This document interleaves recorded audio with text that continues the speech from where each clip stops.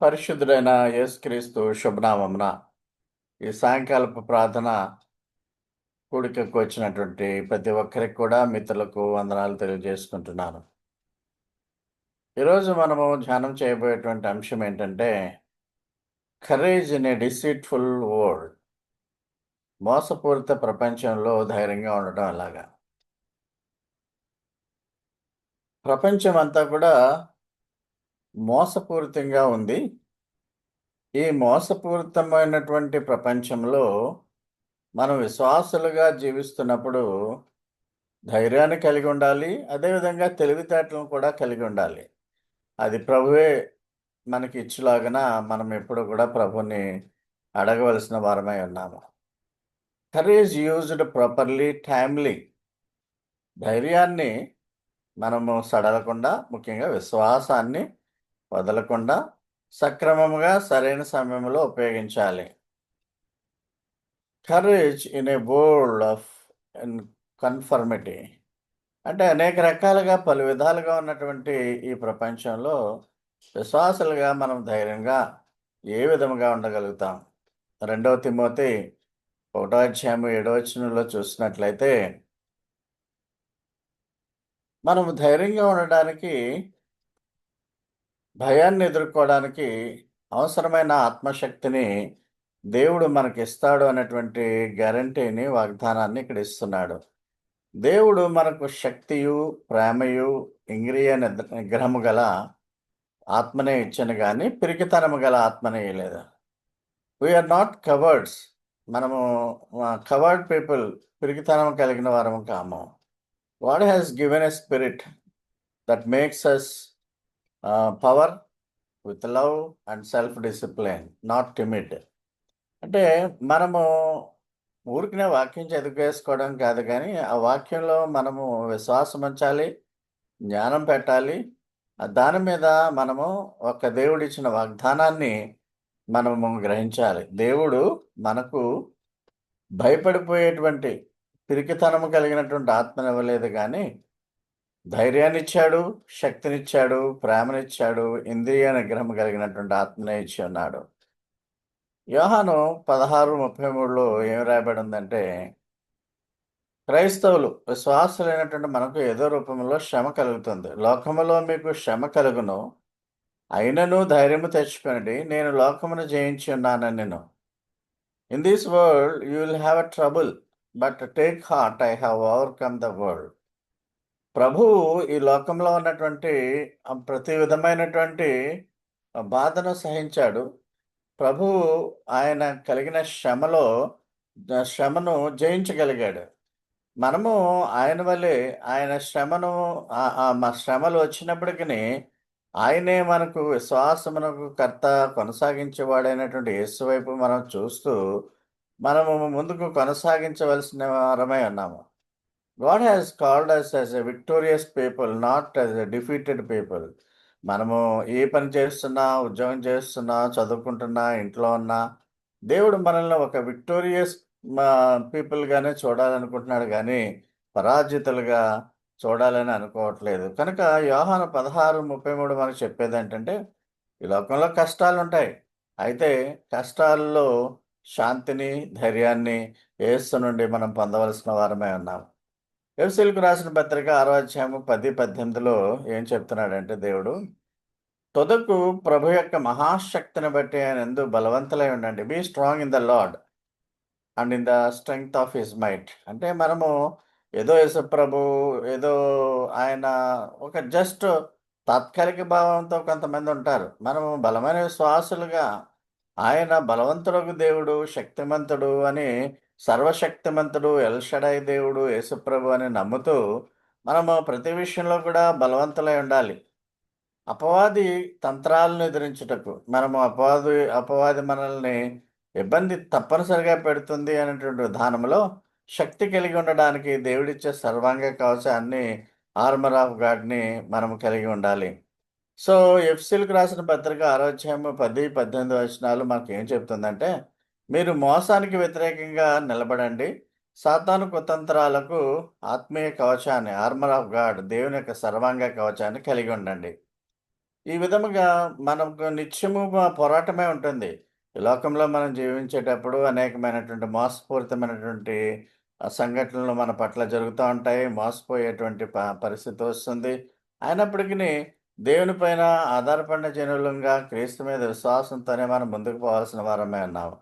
పాత నిబంధనలో కొన్ని వాక్యాలున్నాయి ధైర్యం కలిగి ఉండడానికి. యెహోషువ 1:9లో నిబ్బరము కలిగి ధైర్యముగా ఉండు, దిగులు పడకు, జడియకు, నీవు నడుచు మార్గములన్నింటిలోనూ దేవుడైన యెహోవా నీకు తోడై ఉండును. Once we are called his people, God will lead us in our ways. మరి ఆయన అరణ్యాల్లో కూడా దారిని కలుగజేస్తానన్నాడు. ఎడారిలో కూడా నదులు పారిస్తానన్నాడు. యెషయా గ్రంథంలో చెప్పాడు. నూతన సంవత్సరంలో దాన్ని ధ్యానం చేశాం. కనుక మన జీవితంలో మనము బ్రతికున్నంత కాలము కూడా ఆ విశ్వాసంలో ధైర్యంగా ఉండడమే మన విధి. నిబ్బరం కలిగి ధైర్యంగా ఉండు. కొన్ని కొన్ని చికాకులు, కొన్ని విచారకరమైన సంఘటనలు వస్తాయి. దిగులు పడకు, జడియకు, నీవు నడుచు మార్గమంతట్లో కూడా దేవుడు నీకు తోడుగా ఉంటాడని యెహోషువ గ్రంథం 1:9లో చెప్పబడింది. అంటే యెహోషువ గ్రంథం 1 అధ్యాయం 9వ వచనంలో ధైర్యం కోసం మనం ఈ యొక్క వాక్యాన్ని మనము ఎక్కువగా చదువుకుంటా ఉంటాం. వాగ్దాన దేశంలో ప్రవేశిస్తున్నప్పుడు యెహోషువకు ఈ యొక్క వాక్యాన్ని దేవుడు చెప్పాడు. కష్టాల సమయంలో దేవుని సన్నిధి పైన ఆధారపడము అని. ఇది ధైర్యంతో ఉండడానికి మనకు కూడా ఒక ఆజ్ఞగా ఇది వర్తిస్తుంది. మనకు కూడా యెహోషువకు వర్తించిన వాక్యమే దిగులు పడకము, జడియకము, నీవు వెళ్ళు మార్గమంతట్లో నీకు తోడుగా ఉంటానని చెప్పాడు. పాత నిబంధనలో కూడా ధైర్యంగా ఉండడానికి ఒక వాక్యం ఉంది. యెషయా గ్రంథం 5వ అధ్యాయం 20వ వచనంలో ఇంకొక వాక్యాన్ని చూద్దాం. 20వ వచనంలో కీడు మేలని, మేలు కీడని చెప్పుకుంటారు. అంటే కొంతమంది కీడుని మేలంటారు. ఈవిల్‌ని గుడ్ అంటారు. గుడ్‌ని ఈవిల్ అంటారు. చీకటి వెలుగంటారు. డార్క్‌నెస్‌నేమో లైట్ అంటారు. వెలుగు చీకటని అంటా ఉంటారు. వారికి శ్రమ చేదు తీపంటారు. తీపి చేదంటారు. ఎంచుకున్న వారికి శ్రమ. అంటే ఈ లోకంలో చాలామంది డిసీట్ పీపుల్ ఆహ్, మోసం పూరితమైనటువంటి ప్రజలు సత్యాన్ని అసత్యంగాను, నిజాన్ని అబద్ధంగాను, చెడును మంచిగాను, మంచిని చెడుగాను చూపించేవారు చాలామంది ఉంటారు. అవి కోర్టులో అవ్వచ్చు, లేకుంటే నిజ జీవితంలో అవ్వచ్చు. So, the entire world is a deceitful world. కనుక ఈ మ వక్రబుద్ధి కలిగినటువంటి జనాంగం మధ్య ఆహ్, నా మనము ఒక మంచి నిబద్ధత కలిగిన క్రైస్తవుల వలె జీవించాలంటే ఈ వాక్యాలన్నీ కూడా ఎంతగానో మనకు ఉపయోగపడతా ఉంటాయి. మనము సత్యవంతులముగా, సత్యాన్ని వెంబడించే వారముగా, ప్రతి విషయంలో కూడా దేవుని మీద ఆధారపడేటువంటి జనాంగంగా మనము బ్రతకవలసిన వారమై ఉన్నాము. Trusting in God. దేవుని పైన నమ్మకం ఉంచడం. ప్రతి విషయంలో కూడా దేవుని పైన మనం నమ్మకం ఉంచడం. దేవుని వాక్యాన్ని అనుసరించడం. బైబిల్ సూత్రాల ప్రకారం జీవించే విధంగా ఉంటే మనకు ధైర్యంగా ఉండేటువంటి బ్రతుకులు వస్తాయి. డిసర్న్‌మెంట్ వివేచన. ఏది సత్యమో, ఏది అసత్యమో, ఏది చీకటో, ఏది వెలుగో, ఏది క్రీస్తు బోధో, క్రీస్తుకు వ్యతిరేకమైన బోధ ఏదో అన్నది మీకు కొంత వివేచన శక్తి క్రీస్తు యేసుని గూర్చిన జ్ఞానం వల్ల వస్తుంది కాబట్టి, మీకు ఈ డిసర్న్‌మెంట్ వివేచన చేసే జ్ఞానము తప్పనిసరిగా కలిగి ఉండాలి. స్థిరముగా నిలబడి ఉండాలి. మీకు వేయబడినటువంటి బైబిల్ పునాది మీద మీరెప్పుడూ గూడా మీరు ఆ పునాది మీదే నిలబడి తప్పుడు బోధలకు వ్యతిరేకంగా మీరు ఉంటూ విశ్వాసంలో స్థిరంగా ఉండాలి, జాగ్రత్తగా ఉండాలని ఈ వాక్యం తెలియజేస్తుంది. రోమిలికి రాసిన పత్రిక 12వ అధ్యాయము 1, 2లో ఏమి రాయబడి ఉందంటే, రెండో వచనం చూద్దాం ముఖ్యంగా. మీరు ఈ లోక మర్యాదను అనుసరింపక ఉత్తమమును, అనుకూలమును, సంపూర్ణమునైన దేవుని చిత్తమేదో పరీక్షించి తెలుసుకున్నట్లు మీ మనస్సు మారి నూతనమగుట వల్ల రూపాంతరము చెందుడి. అంటే ఈ లోక మర్యాద, ఈ ప్యాటర్న్ ఆఫ్ దిస్ వరల్డ్, ఈ యొక్క ప్రపంచ విధానము, ఆ విధానానికి మనము కట్టుబడి ఉండకూడదు. లోకులకు పోయే మార్గంలో మనం వెళ్ళకూడదు. మనం జీవ మార్గంలో వెళ్తున్నాం. నరక మార్గంలోకి ఎందుకు ప్రవేశించాలి? Do not confirm to the pattern of this world. ఈ ప్రపంచ పద్ధతులకు నీవు అనుసరించవద్దు. But be transformed by renewing of your mind. నీ మైండ్ ఎప్పుడూ కూడా అది చెడిపోకుండా, పాడైపోకుండా, అది విషతుల్యమైపోకుండా నువ్వు కాపాడుకొని, ఎప్పుడు కూడా యేసు వైపే గురిచూచే విధముగా, యేసును నమ్మే విధంగా, దేవాది దేవుడు యేసుప్రభు రూపంలో ఈ లోకానికి వచ్చాడని మనం నమ్ముతూ, ఆ విధముగా ఒక ట్రాన్స్‌ఫార్మ్డ్ లైఫ్ మా కలిగి, నూతన మనస్సులను కలిగి ఉండాలి. ఈ వాక్యం ఏంటంటే, ఫైనల్‌గా ఈ వాక్యంలో ఉన్న సారాంశము 12 రోమా 12:2 ఏంటంటే, ఈ లోక ఈ లోకము పోయే రీతిలో క్రైస్తవులు వెళ్ళకూడదు. విశ్వాసులముగా మనము దేవుని మార్గము, సత్య మార్గము, యేసు ఏమి చెబితే ఆ మార్గంలో వెళ్ళాలి. యేసయ్య మనకి ఏదో ఎదురుగుండా ఉండడు. ఆయన వాక్యము రాస్తాడు. వాక్యం ప్రకారం మనం నడవలసిన వారమే ఉన్నాం. So, do not confirm to the pattern of this world. Confirm, CONFORM. Confirm కాదు, నిర్ధారించడం కాదు. కన్ఫర్మ్. సో, ఈ లోక మర్యాదను అనుసరించకు. నీవు యేసు మర్యాదను అంటే యేసు మార్గాన్నే నువ్వు నడువు. సో, ఈ వాక్యం ముఖ్యంగా క్రైస్తవులు ఈ ప్రపంచంలో జరిగేటువంటి విధి విధానాల బట్టి నడవకూడదు. వారు వారెప్పుడూ కూడా అంతర్గతంగా ఆధ్యాత్మికమైనటువంటి పరివర్తన కలిగి ఉండాలని ఈ వాక్యం నిర్దేశిస్తుంది. మీకు ఈ యొక్క న్యూ ఇయర్స్ డే నాడు, క్రిస్మస్ సమయంలో అన్యాచార పద్ధతులు క్రైస్తవ్యంలోనికి వచ్చేశాయి. మనం వాటిని అనుసరించకూడదు అని పదే పదే సార్లు చెప్పాను. అన్యులు పోవు మార్గమున మనం వెళ్ళకూడదు. లోకులు పోవు మార్గమున మనం వెళ్ళకూడదు. కానీ కొన్ని క్రియల వలన కొన్ని సంవత్సరాలుగా కొన్ని అన్య పద్ధతులు వచ్చేయడం వల్ల క్రైస్తవ పద్ధతులు అవి దేవునికి వ్యతిరేకమైన పద్ధతులుగా ఉండడం బట్టి మనం ఏమన్నాము, ఆ పద్ధతులను విస్మరించి క్రీస్తు కేంద్రిత పండుగలు, క్రీస్తు కేంద్రిత జీవితాలు కలిగి ఉండాలని మనము బోధించుకున్నాం. కాబట్టి మనము ఈ లోక పద్ధతి వేరు, క్రైస్తవుల పద్ధతులు వేరు. క్రైస్తవులని చెప్పబడేవారంతా నిజ క్రైస్తవులు, పట్టుదల కలిగిన క్రైస్తవులని నమ్మలేము. కాబట్టి మనము మన ఒక నిజ క్రైస్తవుల వలె క్రీస్తు కేంద్రిత జీవితాల్ని మనము కలిగి ఉండాలి. ఆధునిక సాంకేత, ఈ కంప్యూటర్స్, ఈ ఇంటర్నెట్, సాఫ్ట్‌వేర్, ఏఐ వంటి ఆధునిక జ్ఞానం వలన మనము చెడిపోయేటువంటి పరిస్థితి ఉండకూడదు. కాబట్టి మన జీవితాల్లో మనము మోసపోకుండా ఉండాలి. మీరు మోసగింపబడుతున్నారా? మోసాల పట్ల అప్రమత్తంగా ఉంటున్నారా? మోసాలు ఎలా తెలుసుకోవాలి? మోసపోతున్నామని ఎలా తెలుసుకుంటారు? క్రీస్తుకు సంబంధించిన బోధ ఏది? క్రీస్తు వ్యతిరేకమైన బోధ ఏదంటే మనం ఆల్రెడీ మనము చాలా సార్లు ఆ అంశాన్ని చూసాం. ముఖ్యంగా ఈ కడవరి దినాల్లో, అంత్యకాలంలో సాతాను ప్రజలను మోసం చేయడానికి తప్పుడు బోధకులను, తప్పుడు ప్రవక్తలను, శక్తివంతమైన సంకేతాలు, భ్రమల ద్వారా వాళ్ళని పనిచేయిస్తాడు. అంటే ఈ బోధకులు కూడా ఆహ్, మ ఈ ఫాల్స్ టీచర్స్, ప్రవక్తలెవరు లేరు. ఫాల్స్ టీచర్స్ అనేవారు శక్తివంతమైనటువంటి మిరకిల్స్ చేస్తారు, భ్రమింపచేస్తారు. ఇలాంటివన్నీ కూడా ఆహ్, చేయడానికి సాతానుకు దేవుడు అనుమతిస్తాడు. సాతాను సంబంధించిన బోధకులు కొంతమంది అరటిపండు తింటే గర్భమొస్తుందని, లేక జలములు చల్లితే రోగాలు పోతాయని 7 సార్లు విజిట్ చేయాలి చర్చ్‌ని అని, ఆ విధమైనటువంటి కల్ట్ ఈ క్రైస్తవ్యంలో ముఖ్యంగా మన తెలుగు రాష్ట్రాల్లో వచ్చేసింది. ప్రసాదాలు తింటే లేతే ఈ కమ్యూనియన్ అది వైన్ తాగితే ఏదో మేలు జరుగుతుంది. అట్లాగా కొన్ని భ్రమలతో కూడినటువంటి బోధ. అసలు యేస్సును నమ్ముట వలన, యేస్సు యొక్క రక్తము వలన మనకు ప్రక్షాళన, పాప క్షమాపణ జరుగుతుంది. తద్వారా ఒక మంచి జీవితాన్ని నువ్వు జీవించాలి. దేవునికి ఇష్టమైన జీవితాలు జీవించాలి. అప్పుడు నీ జీవితం అయిపోయిన తర్వాత ఇహలోక జీవితం, పరలోక జీవితంలో ఆనందిస్తావనేటువంటి బోధ పోయి, ఈ లోకంలో ఉండేటువంటి మిరకిల్స్ ద్వారా జనులను, ముఖ్యంగా క్రైస్తవులను కూడా మోసపుచ్చే శక్తి సాతాను సాతానుకు దేవుడే పర్మిషన్ ఇస్తాడట.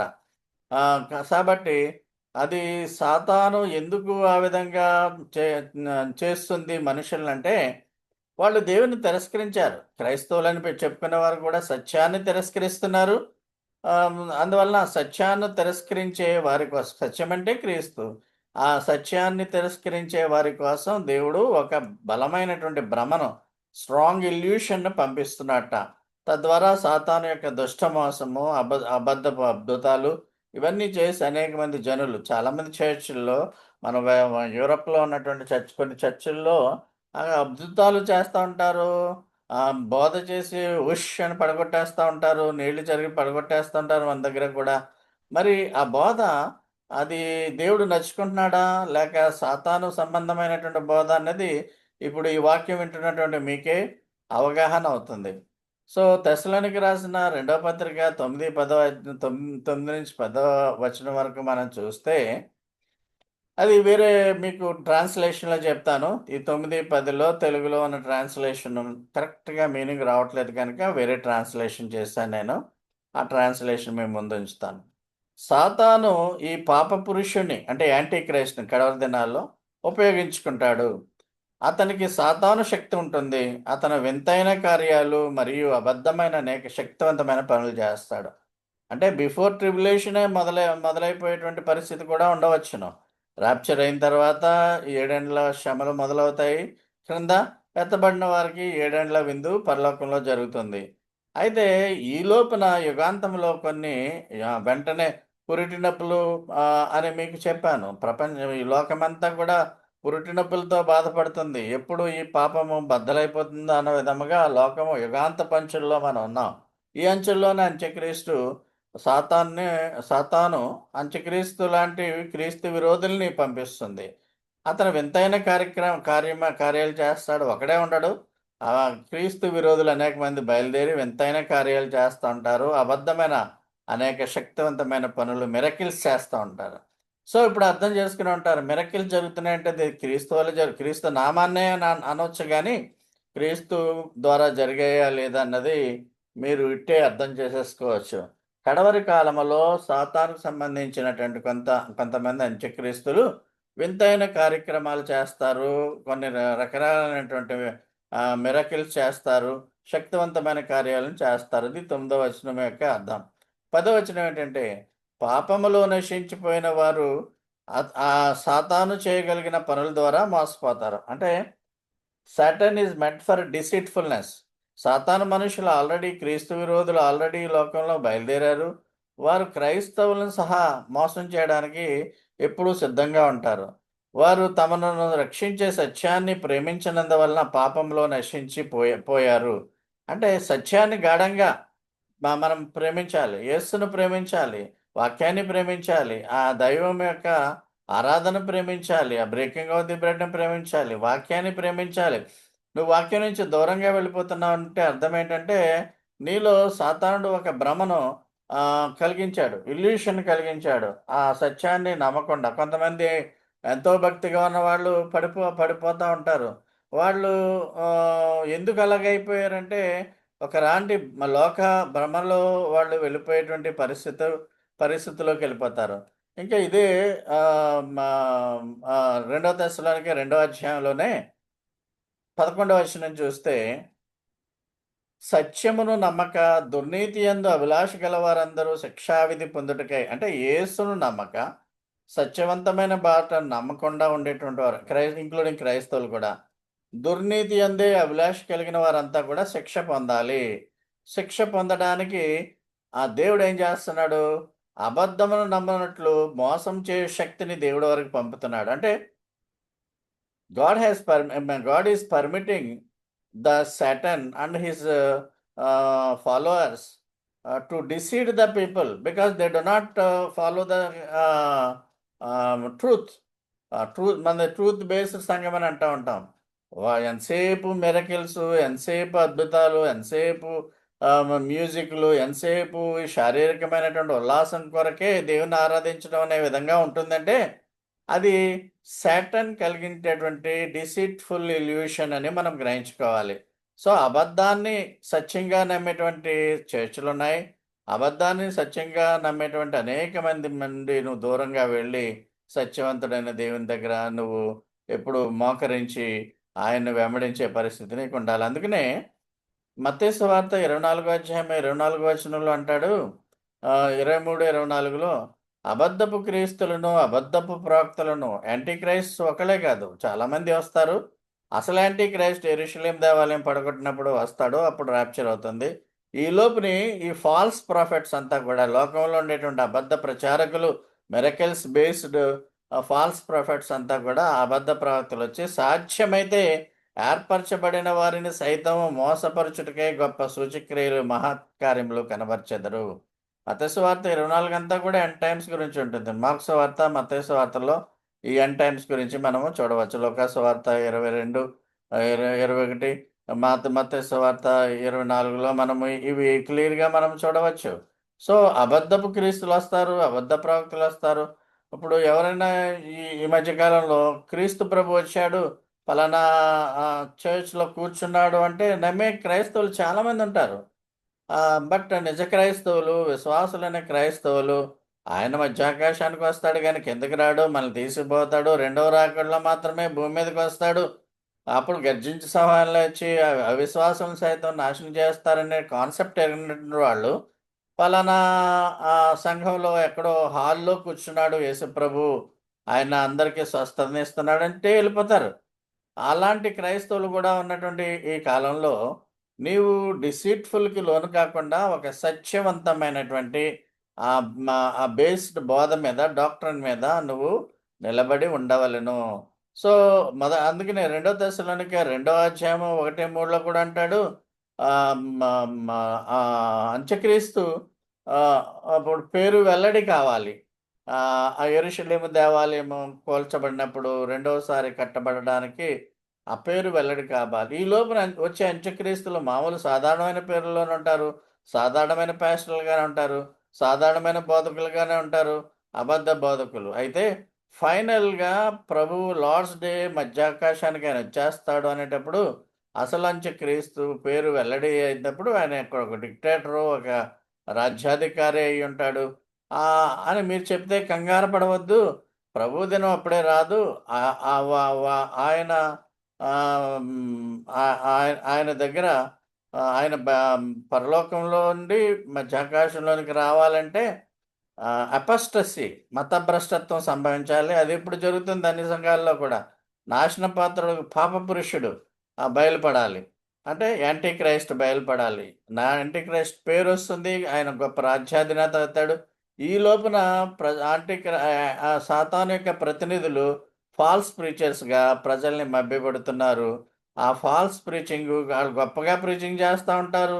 క్రైస్ట్ సెంటర్డ్ అని చెప్తా ఉంటారు. బట్ సాటానిక్ సెంట్రిక్‌గా మారి ప్రజలను ఎంపిక చేయబడిన వారిని సైతము మోసం చేస్తారు. ఇంకొక విషయం ఏంటంటే, ప్రభు మధ్యాకాశానికొచ్చి 7 ఏండ్ల తర్వాత 7 ఏండ్ల విందు తర్వాత పరిశుద్ధులతో భూమి మీదకొచ్చి 1000 ఏండ్ల పాలన పరిపాలిస్తాడు. అప్పుడు 1000 ఏండ్ల పాలనలో శరీరంతో ఉన్నవాళ్ళు మళ్ళా తిరిగి కొంతమంది ప్రజలని పుట్టించే పరిస్థితి ఉంటుంది. మనం మహేశ్వర్యవంతం ఉంటాం. ఆ 1000 ఏండ్ల పాలన ముందు సాతాను బాటమ్‌లెస్ పిట్‌లో మా అతను దేవుడు ఇచ్చేస్తాడు. అందువల్ల శాంతి సమాధానాలతో 1000 ఏండ్ల పరిపాలన జరుగుతుంది. అయితే 1000 ఏండ్ల పాలన తర్వాత చాలామంది జనము ఇస్కరేణులు లాంటి జనం పుడతారు. సాతాను వదిలిపెట్టబడతాడు. అప్పుడు కూడా యేసు ప్రభువుని వెంబడించేటువంటి చాలామందిని 1000 పాలనలో కూడా ఈ సాతాను డిసీవ్ చేస్తాడు. అదే 20 అధ్యాయము ప్రకటన 20 అధ్యాయము 7వ వచనము 8 వచనాలు చూస్తే భూమి నలుదిశల యందును జనములు లెక్కకు సముద్రం వలె అంటే 1000 ఏండ్ల పాలన. అది ఇంకా అది అవ్వడానికి చాలా కాలం ఉంది. అప్పుడు కూడా గోగు అని మాగోగు అంటే గోగు రష్యా డిక్టేటర్ అధినేత అని అంటారు. అని వారిని మోసపరిచి వారిని యుద్ధమునకు పోగుచేయుటకై వారు బయలుదేరిన అంటే 1000 ఏండ్ల పాలనలో కూడా ఈ సాతాను డిసీవ్ చేస్తాడు. జనులను మోసం చేస్తాడు. అనేక మంది జనులను మోసం అంటే సాటాన్ ఈస్ మెంట్ ఫర్ డిసీట్‌ఫుల్‌నెస్. ఆ డిసీట్‌ఫుల్‌లో నువ్వు పడకుండా ఉండాలి. సత్య దూరంగా ఉండేటువంటి బోధలకు దూరంగా ఉండాలి. సత్య ఏంటి నీ purpose of believing Jesus Christ అని తెలియాలి. మీరు ధైర్యంగా ఉండండి. మీరు కోపం మీరు మీ దేవుని కోసం ధైర్యంగా ఉంటున్నారా? స్వార్థం కోసం ధైర్యంగా ఉంటున్నారా? గలతీయులకు రాసిన పత్రిక 1 అధ్యాయము 6, 7 వచనాల్లో చూస్తే క్రైస్తవుల గురించి రాస్తున్నాడు. క్రీస్తు కృపను బట్టి మిమ్మలను పిలిచిన వానిని విడిచి, మిమ్మల్ని ఎవరైతే పిలిచాడో క్రైస్తవులారా, వాడిని విలిచి ఆయన్ని విడిచి భిన్నమైన సువార్త తట్టుకు మరింత త్వరగా తరిగిపోవడం చూడగా నాకు ఆశ్చర్యమవుతుంది. పౌలు గారు చెప్తున్నాడు గలతీ సంఘానికి, అయ్యో సంఘస్థులారా, క్రీస్తు కృపను బట్టి మిమ్మల్ని పిలిచిన దేవునిని విడిచేశారు మీరు. క్రీస్తుని విడిచేశారు. భిన్నమైన సువార్తకు మీరు మా త్వరగా తిరిగిపోతున్నారు. భిన్నమైన సువార్త అంటే ఫాల్స్ ప్రొఫెసీ, ఫాల్స్ ప్రొఫెట్స్. ఇప్పుడు ప్రెజెంట్ డే రన్నింగ్ అదే అవుతుంది. నాకు చాలా ఆశ్చర్యంగా ఉంది. అంత త్వరగా ఎందుకు యేసుని విడిచి మీరు వెళ్ళిపోయారు? 7వ వచనంలో అంటాడు. వారు బోధించేది సువార్త కాదు. క్రీస్తు విరోధులు బోధించేది సువార్త కాదు. కానీ వాళ్ళు తోడేళ్ళు ముసుగులో వస్తున్నటువంటి విధముగా గొర్రెలకి తోడేళ్ళు ముసుగు వేస్తే ఎలా ఉంటుందో ఆ విధంగా తోడేళ్ళుగా వస్తారు. యేసు క్రీస్తు సంబంధికులు అంటారు. కానీ వారు బోధించేది సువార్త కాదు గానీ క్రీస్తు సువార్తను చెరపగోరి మిమ్మల్ని వారు కలవరపరుస్తున్నారు. సో, ఇక్కడ ఏమంటాడంటే పౌలు గట్టిగా 8వ వచనంలో, మేము ప్రకటించిన సువార్త కాక మరియొక సువార్త ఏమైనా పరలోకం నుండి వచ్చింది. దేవుడు నా కల్లో చెప్పాడు అని అంటే మనము నమ్మకూడదు. ఒక దూతొచ్చినా సరే ప్రకటించినా మీరు నమ్మకూడదు. వాళ్ళు శాపగ్రస్తులవుతారు. మనం కూడా శాపగ్రస్తులైపోయేటువంటి పరిస్థితి వస్తుంది. సో, చాలా కేర్‌ఫుల్‌గా ఉండాలి మన విశ్వాసంలో. ధైర్యంగా ఉండాలి. మనము ప్రతి దాని వైపు ప్రతి వీడియో యూట్యూబ్‌లో చూసే ప్రతి వీడియో సత్యమని నమ్మకూడదు. ప్రతి ప్రసంగం కూడా సత్యమని నమ్మకూడదు. క్రీస్తు విరోధులు తోడేళ్ళ తోడేళ్ళే గొర్రెల ముసుగులో వచ్చి మనల్ని భ్రమింపచేస్తారు. అది అన్నీ ఉండాలంటే క్రీస్తు యేసుని గూర్చిన పటిష్టమైన జ్ఞానం ఉంటే సత్యం నుంచి నువ్వు దూరంగా వెళ్ళిపోవు. ఇవన్నీ క్రైస్తవుల గురించే చెబుతున్నాడు. కాబట్టి మనము నేర్చుకోవాల్సినటువంటి విషయం ఏంటంటే, క్రీస్తు కృపను బట్టి మిమ్మల్ని పిలిచిన వాని విడిచి అంటే ఇంగ్లీష్‌లో చదువుతాను. I'm shocked that you are turning away so soon from God. దేవుడిని వదిలేసి మీరు అంత త్వరగా ఎందుకెళ్ళిపోతున్నారు? మీకెన్నో బిలిగ్రాన్‌తో పనిచేసినటువంటి వ్యక్తుల గురించి చెప్పాను. చాలామంది ప్రభువుని సేవ చేసి పాతికేళ్ళు సేవ చేసి కూడా వెనక్కి వెళ్ళిపోయినటువంటి వారి గురించి కూడా మీకు అపోస్టసీలో చెప్పాను. ఈ విధముగా ఎందుకు జరుగుతుంది అంటే, వాళ్ళ సరైనటువంటి వాళ్ళ యొక్క వాళ్ళ వాళ్ళ యొక్క ఫౌండేషన్ సరిగ్గా లేదు. క్రీస్తు కేంద్రత మీద లేదు. ఏదో ఊరికినే అలాగ వాక్యం చెప్పేస్తున్నారు గానీ, వాళ్ళు ఆ విధముగా ఆ టెంపుల్ టన్ అన్నవాళ్ళు వీళ్ళంతా కూడా ఆహ్, సేవ చేసి దిగజారిపోతారు. వాళ్ళు రోల్ మోడల్స్‌గా నీకు ఉండకూడదు. నీకు యేసు ప్రభువే. I'm shocked that you are turning away so soon from God who call you to himself through the loving mercy of Christ. Kristu Yesu ద్వారా దేవుడు మిమ్మల్ని పిలుచుకున్నాడు. అటువంటి దేవుని నుంచి మీరు దూరంగా వెళ్ళిపోయారు. You are following a different way that pretends to be the good news. శుభ ష మ ఒక సువార్తమానములాగా వాళ్ళు అందిస్తున్నారు గానీ, అది సువార్త కాదు. అటువంటి వైపు మీరు ఫాల్స్ ప్రొఫెసీ వైపు వెళ్ళిపోవడం అనేది నేను షాక్ అయిపోయానని పౌలు గారు అంటున్నాడు. కాబట్టి మనము మన జీవితంలో మనం తెలుసుకోవాల్సినటువంటి విషయం ఏంటంటే, there are 2 types of gospels. Christ gospel, anti Christ gospel. Christ messages, anti Christ messages. Anti Christ messages Christ message లాగే ఉంటాయి. అయితే అవి మనల్ని మిస్‌లీడింగ్‌కి దారి చేసి పడిపోయే విధంగా చేస్తారు. చాలామంది పడిపోవడానికి కారణం ఏంటంటే, ఫౌండేషన్ ఈస్ నాట్ గుడ్. ఆ foundation should be on the Christ. క్రీస్తు కేంద్రితంగా మన యొక్క ఫౌండేషన్ ఉన్నప్పుడు, పునాది ఉన్నప్పుడు మనము చెదిరిపోము. ఇదిగో గాలి వీచెను, ఆ యొక్క బండ మీద కట్టిన ఇల్లు పడలేదు. ఇసుక మీద కట్టిన ఇల్లు పడిపోయింది. ఇద్దరూ క్రైస్తవులే. కానీ నీ ఫౌండేషన్ ఎలాగుందో ఒకసారి చూసుకో. ధైర్యంగా ఉండు. దేవుడు నీ జీవితమంతా కూడా ఈ లోకంలో ఆశీర్వదిస్తాడు, పరలోకంలో ఆశీర్వదిస్తాడు. ఈ విధమైనటువంటి జీవితాన్ని కలిగి ఉండడానికి మనం సర్వం ప్రయత్నం చేయాలి. But there are many things that will make you to deceit from the Jesus. Yesu నుంచి దూరంగా వెళ్ళిపోయేటువంటి బోధ, అలాంటి మాటలు, అలాంటి ఆర్గ్యుమెంట్లు నీకు ఈ లోకంలో తరచుగా కనిపిస్తా ఉంటాయి. But you should be brave enough to stand firm on the Christ foundation. దేవుడు మిమ్మల్ని బాగా దీవించి ఆశీర్వదించునుగాక.